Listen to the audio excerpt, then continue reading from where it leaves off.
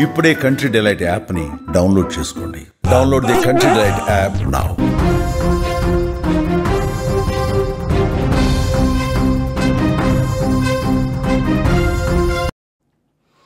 Asia cup చేజిక్కించుకున్న భారత్ మూడోసారి కూడా పాక్కి చుక్కలు చూపించిన టీమిండియా. మ్యాచ్ తర్వాత కప్ తీసుకునేందుకు భారత్ నిరాకరించింది. విజేతగా నిలిచిన ఆసియా కప్ ట్రోఫీ తీసుకోలేదు భారత్. పాకిస్తాన్ మంత్రి మోసిన్ నఖ్వీ చేతుల మీదుగా తీసుకోవటం ఇష్టం లేక ట్రోఫీని తిరస్కరించింది భారత్. పోడియం వద్దకు రాకుండా డగౌట్లోనే కూర్చున్నారు ప్లేయర్స్ అందరూ. కప్పు తీసుకోకుండా పోడియం వద్ద సంబరాలు చేసుకున్నటువంటి దృశ్యాలు కూడా మీరు చూస్తున్నారు. క్రికెట్ అభిమానులను ఉర్రూతలొగించిన ఆసియా కప్ ఫైనల్లో టీమిండియా మరోసారి తన ఆధిపత్యాన్ని నిరూపించుకుంది. అయితే ఈ మరుపురాని విజయం తర్వాత భారత్ జట్టు తీసుకున్న నిర్ణయం మాత్రం పెను సంచలనంగా మారింది. 41 ఏళ్ల తర్వాత ఆసియా కప్ టోర్నీ చరిత్రలోనే తొలిసారి ఫైనల్లో తలపడ్డ భారత్ పాకిస్తాన్ మధ్య జరిగిన ఈ పోరులో చివరి ఓవర్లో 5 వికెట్ల తేడాతో అద్భుతమైనటువంటి విజయం నమోదు చేసి ఇండియా 9వసారి టైటిల్ని కైవసం చేసుకుంది.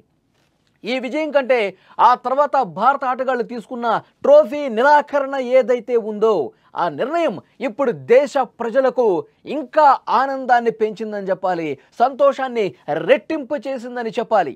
విజయం తర్వాత జరిగే పోడియం ప్రజెంటేషన్ కోసం పాకిస్తాన్ మంత్రి, ఆసియా క్రికెట్ కౌన్సిల్ అధ్యక్షుడైన మోసిన్ నఖ్వీ వేదిక మీదకి చేరుకున్నారు. కానీ టీమిండియా ఆటగాళ్లు మాత్రం డగౌట్లోనే ఉండిపోయారు. పాక్ మంత్రి నఖ్వీ చేతుల మీదుగా ట్రోఫీ మెడల్స్ తీసుకోవడానికి భారత జట్టు నిరాకరించింది. వాళ్ళతో షేక్ హ్యాండ్ ఇవ్వటానికే ఒప్పుకోలేదు. మనం వాళ్ళ చేతులతో ట్రోఫీని ఎలా తీసుకుంటాం? మన మీద యుద్ధానికి వచ్చినటువంటి దేశానికి సంబంధించిన వ్యక్తితో, మన మీద యుద్ధం చేసి మనల్ని గాయపరుస్తున్నటువంటి వాళ్ళతో మనం ఎందుకు ట్రోఫీ తీసుకోవాలి? వాళ్ళ చేతుల మీదుగా మనం ట్రోఫీ తీసుకోవడమా? అసలు వాళ్ళ ఆటగాళ్లతో షేక్ హ్యాండే కలపలేదు. వాళ్ళ ట్రోఫీ మనకి, వాళ్ళ చేతులతో ఇచ్చే ట్రోఫీ మనకెందుకు అంటూ మనం పూర్తిగా నిరాకరించేశాం. పాక్ మంత్రి వెయిట్ చేశాడు, ఆసియా కప్ అధ్యక్షుడు వెయిట్ చేశాడు అక్కడ మన కోసం.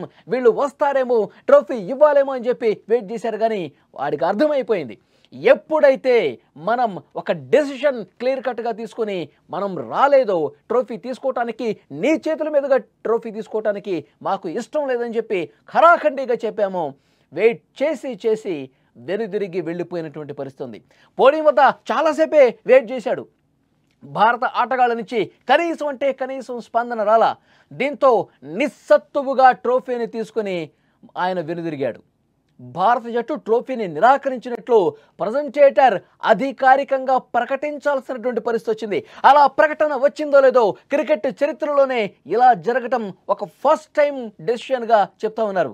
ఎప్పుడైతే ప్రజెంటేటర్ ఈ విషయాన్ని చెప్పాడో, భారత్ ఈ ట్రోఫీని తీసుకోవటానికి ఇప్పుడు నిరాకరించిందని ఒక డెసిషన్ వచ్చిందో, యావత్ భారతావని మొత్తం కూడా అప్పుడు నిజమైనటువంటి ఆనందంతో, అప్పుడు నిజమైనటువంటి విజయోత్సాహంతో సంబరాలు చేసుకున్న పరిస్థితి. కరెక్ట్ డెసిషన్ తీసుకున్నారు. వాళ్ళ చేతుల మీదుగా మనం ట్రోఫీ తీసుకోకపోవటమే సరైనటువంటి నిర్ణయం అంటూ అప్పుడు బాణాసంచా కాల్చారు. అప్పుడు విజయ సంబరాలు చేసుకున్నారు. రోడ్ల మీదకి వచ్చి యావత్ భారత్ యువత మొత్తం కూడా, క్రికెట్ అభిమానులందరూ కూడా సెలబ్రేషన్స్ మోడ్లోకి వెళ్ళిపోయిన పరిస్థితి ఉంది. ఒక్కసారి ఇక్కడ స్క్రీన్ మీద మీరు చూస్తూ ఉన్నారు, అతను ఏ విధంగా వెనుదిరిగి వెళ్ళిపోతున్నాడో చాలా స్పష్టంగా మనం స్క్రీన్ మీద కూడా చూస్తున్నాం. భారత ఆటగాళ్లు వచ్చి ఈ ట్రోఫీని అందుకుంటారేమో అనుకుని వెయిట్ చేశాడు. కానీ మన నుంచి కనీస స్పందన లేకపోవడంతో ఇక నా చేతుల మీద నుంచి వీళ్ళు అన్నంత పని చేశారు అనుకున్నట్లుగానే ట్రోఫీని నిరాకరించారు అని అర్థమైపోయి వెనుదిరిగి వెళ్ళిపోతా ఉన్నాడు. మనం స్క్రీన్ మీద ఆ విజువల్స్లో చాలా స్పష్టంగా సర్కిల్లో కనిపిస్తోంది. నఖ్వీ వెనుదిరిగి వెళ్ళిపోయే దృశ్యాలు మీరు చూస్తూ ఉన్నారు. ఈ చారిత్రక మ్యాచ్ విషయానికి వస్తే, తెలుగు కుర్రాడు తిలక్ వర్మ ఆడిన 69 పరుగుల అద్భుత ఇన్నింగ్స్ మ్యాచ్ గమనాన్ని పూర్తిగా మార్చేసింది.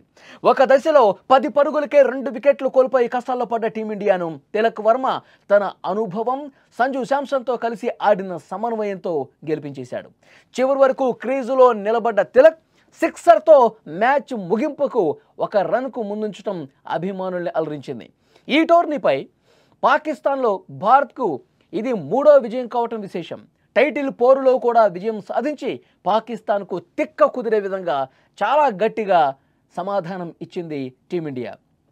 తిలక్ వర్మ గురించి మనం ప్రత్యేకంగా మాట్లాడుకోవాలి.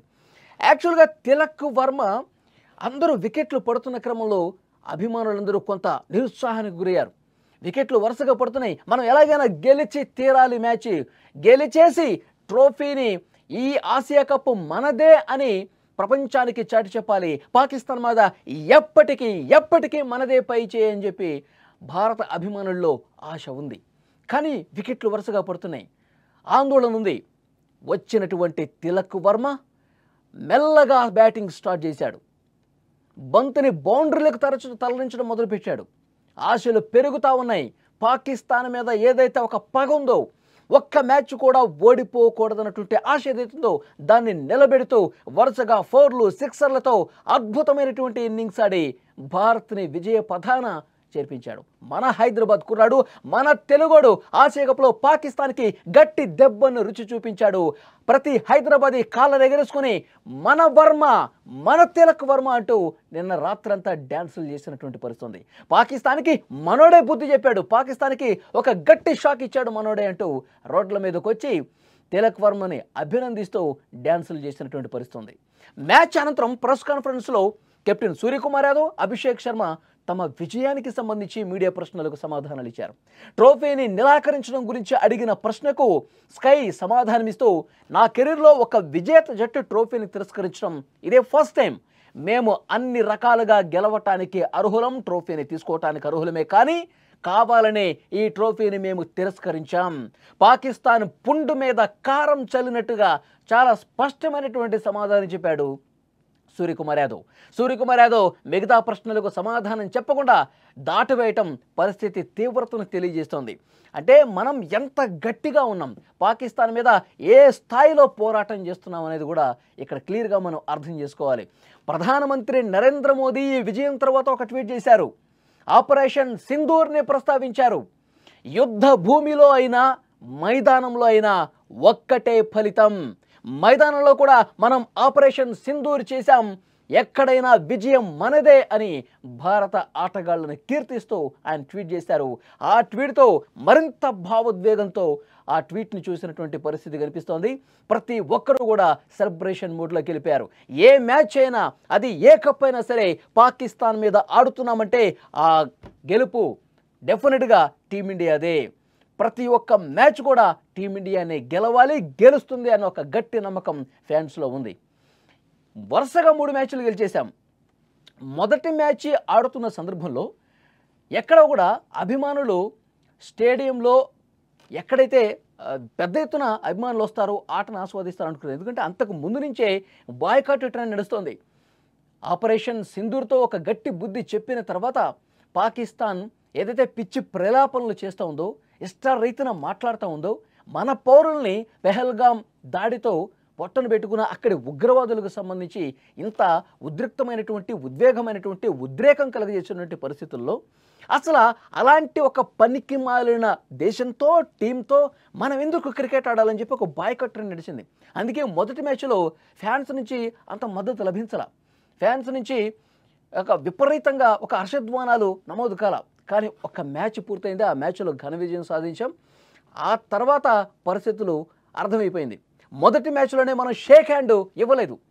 ఆ షేక్ హ్యాండ్ నిరాకరించడంతో మన మీద కంప్లైంట్ చేయటాలు, సూర్యకుమార్ మాట్లాడిన దాన్ని మళ్ళీ ఐసీసీకి కంప్లైంట్ చేయటాలు, పరిస్థితి తీవ్ర స్థాయికి చేరుకుంటుంది. రెండో మ్యాచ్లో వాళ్ళ ఆటగాళ్ళు, రౌఫ్ లాంటి వాళ్ళు ఏ విధంగా ప్రవర్తించారో మనం చూసాం. ఆపరేషన్ సింధూర్ను గుర్తు చేసే విధంగా ఏవో మన యుద్ధ విమానాలు కిందకి కూలిపోయినట్టుగా సంజ్ఞలు చేసి, సంకేతాలు చేసి మైదానంలో వెకిలి చేష్టలు చేశారు. మనం మ్యాచ్ అద్భుతంగా ఆడి దెబ్బ కొట్టాం. మన దృష్టి అంతా మ్యాచ్ మీదే ఉంది, మన దేశం గెలవాలన్న దాని మీదే ఉంది. వాళ్ళు రెచ్చగొట్టే విధంగా మాట్లాడారు. ఎక్కడా కూడా మనం వెనక్కి తగ్గలేదు, అద్భుతంగా ఆడి విజయం సాధించాం. ఇక చచ్చి చెడి ఫైనల్కి వచ్చింది పాకిస్తాన్. బంగ్లాదేశ్ గెలిచి ఆ తర్వాత ఫైనల్కి వచ్చింది. ఫైనల్లో కూడా అద్భుతమైనటువంటి ఆట తీరును ప్రదర్శించి ఎట్టి పరిస్థితుల్లో గెలవాలని చాలా పట్టుదలతో ఆడాం. అద్భుత విజయం నమోదు చేశాం. ముందే ప్లాన్ చేసుకున్నాం. నఖ్వీ ట్రోఫీ ఇవ్వడానికి సిద్ధంగా ఉంటాడు. ఆసియా కప్ అధ్యక్షుడు, పాకిస్తాన్ మంత్రి నఖ్వీ ఇస్తాడని చెప్పి ఆల్రెడీ షెడ్యూల్ రెడీ అయిపోయింది. అతని చేతుల మీదుగా మనం ఎట్టి పరిస్థితుల్లో తీసుకోవద్దని చెప్పి ఒక ప్లానింగ్తోనే ఉన్నాం. అనుకున్నట్టుగానే టీమిండియా ప్లేయర్స్ ఎవ్వరూ కూడా అతను ట్రోఫీ ఇవ్వడానికి వచ్చినప్పుడు కనీసం స్పందన చేయలే. ఎప్పుడైతే ప్రజెంటేటర్ చెప్పాడో ఈ ట్రోఫీని భారత ఆటగాళ్ళు తీసుకోవటానికి నిరాకరిస్తున్నారు అని చెప్పారో అప్పుడు అసలైనటువంటి విజయోత్సాహం ప్రతి ఒక్కరిలో కనిపించింది. అంతకుముందు అందరూ ఉత్కంఠగా వెయిట్ చేశారు, ట్రోఫీ ఏమైనా తీసుకుంటారా అని చెప్పి. విజయం సాధించినప్పుడు కూడా పెద్దగా సంబరాలు చేసుకున్నటువంటి భారత అభిమానులు ఎప్పుడైతే నిరాకరించారో, ట్రోఫీ లేకుండానే సెలబ్రేషన్స్ చేసుకున్నారో భారత ఆటగాళ్ళు మైదానంలో, అప్పుడు దేశం మొత్తం కూడా ఎగిరి గంతేసి ఒక్కసారిగా పెద్ద ఎత్తున సెలబ్రేషన్స్ చేసుకునే పరిస్థితుంది. ప్రతి ఒక్కరి కళ్ళల్లో ఆనందం, విజయం కనిపించింది.